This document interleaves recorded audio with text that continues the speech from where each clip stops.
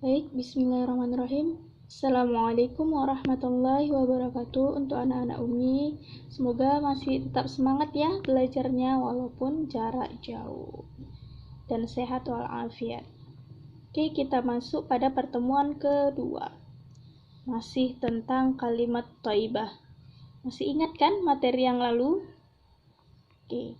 Sebelum kita mulai pembelajaran kita, ada baiknya kita mengucapkan lafaz basmalah, bismillahirrahmanirrahim. Dan sebelum Umi lanjutkan, Umi harap anak-anak Umi sudah menyediakan satu buah buku dan pulpen, buku tulis ya. Jadi selama Umi menjelaskan atau nanti setelah Umi menjelaskan, anak-anak Umi bisa membuat kesimpulannya, bisa mencatat hal-hal yang penting pada video kali ini. Oke, paham? Kita mulai ya.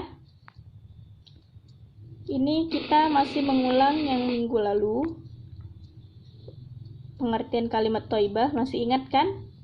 Kalimat thayyibah berasal dari bahasa Arab yang berasal dari kata thayyib yang artinya baik.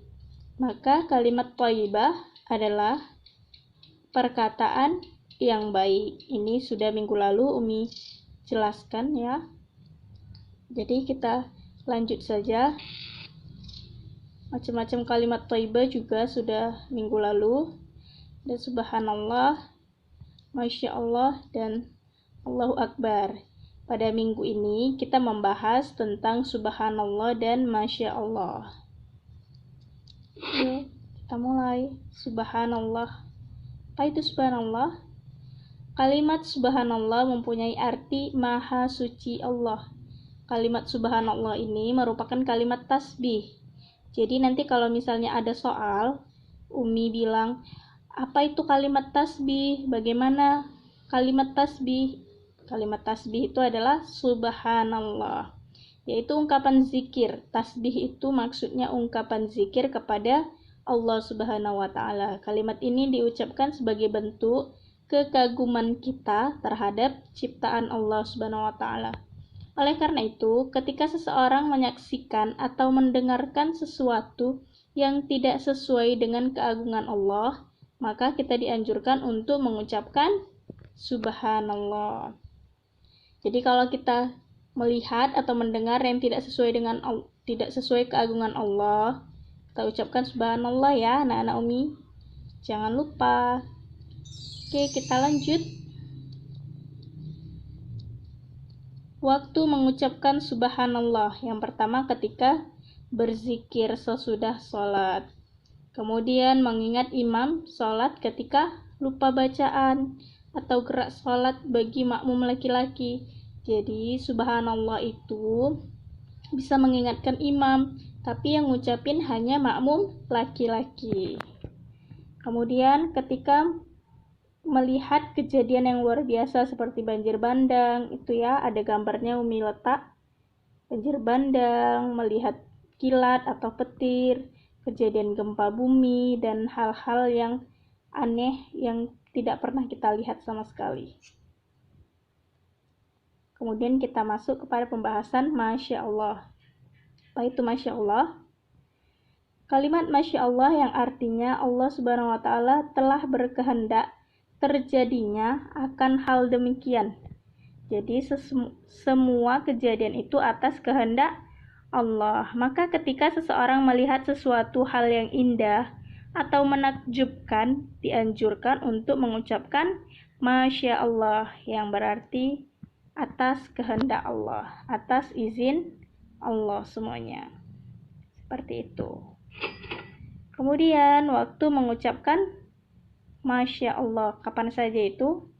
Ketika melihat pemandangan alam yang indah. Kita melihat danau, gunung-gunung, kita ucapkan Masya Allah. Kemudian melihat kebun yang indah, teknologi yang canggih, prestasi yang kita banggakan, kita ucapkan Masya Allah. Hewan-hewan yang lucu, melihat kebesaran Allah di alam semesta ini. Seperti matahari menerangi bumi. Ini atas izin Allah. Ini ada gambarnya. Ini teknologi yang canggih.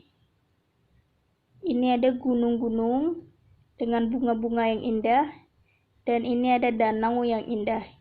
Jangan lupa kita ucapkan Masya Allah. Semuanya atas kehendak Allah. Ini perbedaan mengucapkan kalimat subhanallah dan Masya Allah. Ini perbedaannya ya.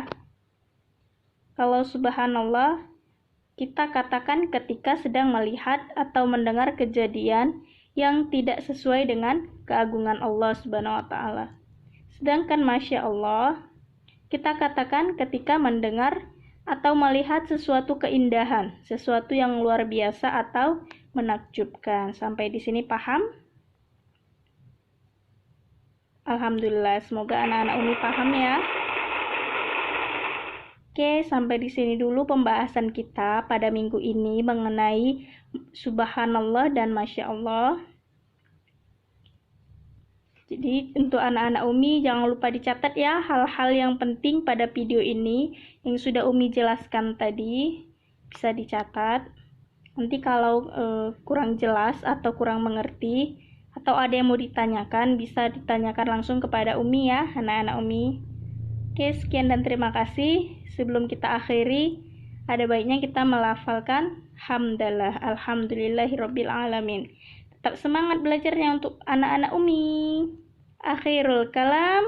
Wassalamualaikum warahmatullahi wabarakatuh. Terima kasih anak-anak Umi.